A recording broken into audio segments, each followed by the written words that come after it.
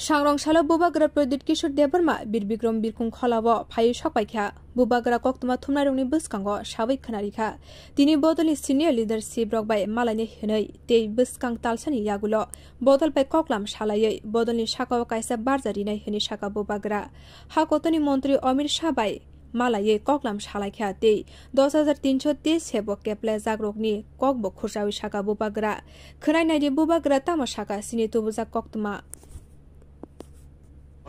ठीक हूँ।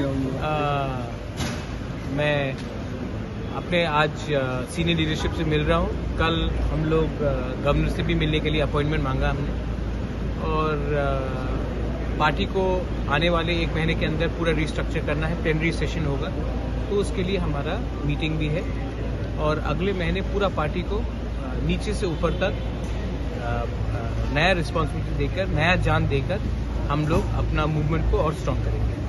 दिल्ली में जो मीटिंग हुआ था अमित शाह जी से जो मीटिंग हुआ था बहुत अच्छा हुआ था, लेकिन जो स्टेट गवर्नमेंट से आवाज निकल रहा है और जो दिल्ली बोल रहा है वो 2 अलग अलग बात है। तो ये मैं उन्हीं के ऊपर छोड़ता हूँ क्योंकि जो उन्होंने मुझे कहा है या फिर वो सच है या फिर जो मैं सुन रहा हूँ मीडिया से वो सच है, ये इसमें मैं अभी कोई कमेंट नहीं करना चाहूँगा। रहा बात जो मैंने देखा है मीडिया में, मुझे लगता है कि हमें 10,323 टीचर्स के बारे में बात करना चाहिए।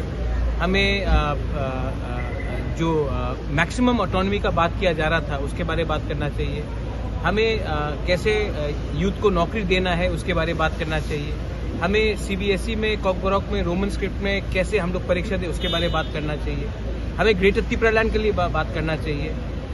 लेकिन मैं यहाँ में कोई किसी को नाम से बुला रहा है, कोई पर्सनल अटैक हो रहा है, ये सब चीज़ नहीं होना चाहिए। हमको लगता है कि हमारा प्रायोरिटी है तिपरासा लोग और हमको तिपरासा लोगों के लिए बात करना है। मैंने पहले से बोल दिया है कि मैं अपना मेरा commitment for greater Tripuraland and constitution solution full and final है और अगर स्टेट गवर्नमेंट हमसे कोऑपरेट नहीं करेगी तो फिर हम भी अपना रास्ता निकालेंगे क्योंकि हमारा फाइट पॉलिटिकल नहीं है, हमारा फाइट जाति के लिए है। और अगर आप 30% तिपरासा को छोड़कर त्रिपुरा में राज करना चाहते हैं तब 30% तिपरासा भी नाखुश रहेगा, रिएक्ट करेगा।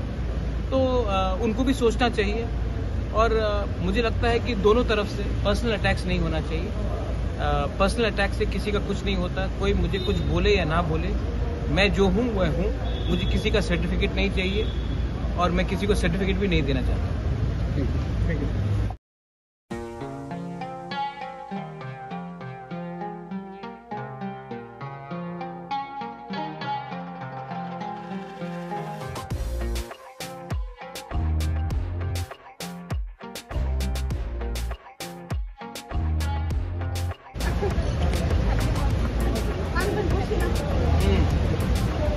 Look at that,